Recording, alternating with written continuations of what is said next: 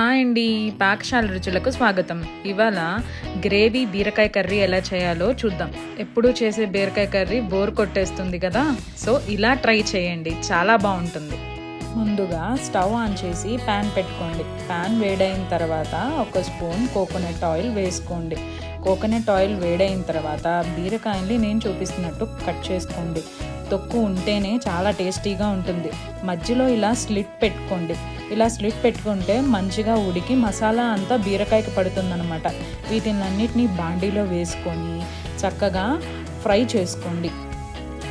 ఇలా ఫ్రై అయిన బీరకాయ ముక్కలన్నిటినీ తీసుకొని ప్లేట్లో పక్కన పెట్టుకోండి. తర్వాత గ్రేవీ కోసం ఇదే బాండీలో కొద్దిగా ఆయిల్ వేసుకోండి.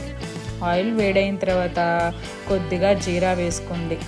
జీరా వేగిన తర్వాత 1 టేబుల్ స్పూన్ వేరుశనగ పప్పు వేసుకోండి.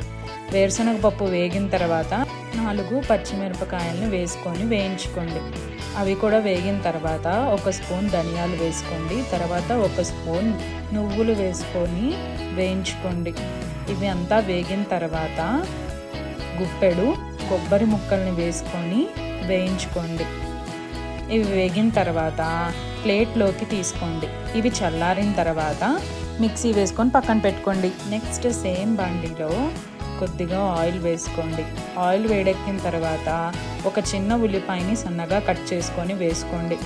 ఉల్లిపాయ బాగా వేగిన తర్వాత 2 రెబ్బల కరివేపాకు వేసుకోండి. కరివేపాకు కూడా వేగిన తర్వాత మనం ప్రిపేర్ చేసిన పేస్ట్ యాడ్ చేసుకోండి. తర్వాత 1 స్పూన్ ఉప్పు యాడ్ చేసుకోండి అండ్ 1/2 స్పూన్ కారం యాడ్ చేసుకోండి అండ్ కొద్దిగా పసుపు యాడ్ చేసుకోండి.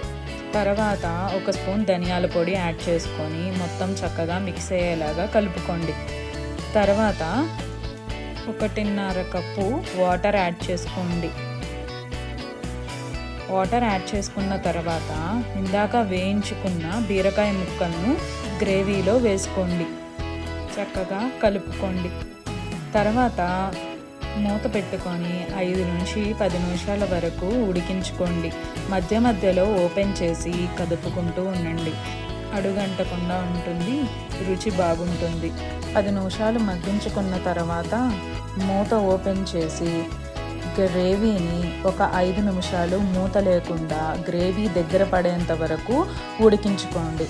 ఉడికించుకున్న తర్వాత ఇందులోకి లాస్ట్గా కొద్దిగా కసూరి మేతి వేసుకోండి. తర్వాత కొద్దిగా గరం మసాలా వేసుకోండి. మొత్తం చక్కగా కలుపుకొని 1 నిమిషం పాటు కూరను మగ్గించుకోండి. మగ్గించుకున్న తర్వాత బౌల్లోకి తీసుకోండి. అంతేనండి, ఎంతో సింపుల్గా అయిపోయే గ్రేవీ బీరకాయ కర్రీ. ట్రై చేసి చెప్పండి. Bye bye. Subscribe my channel.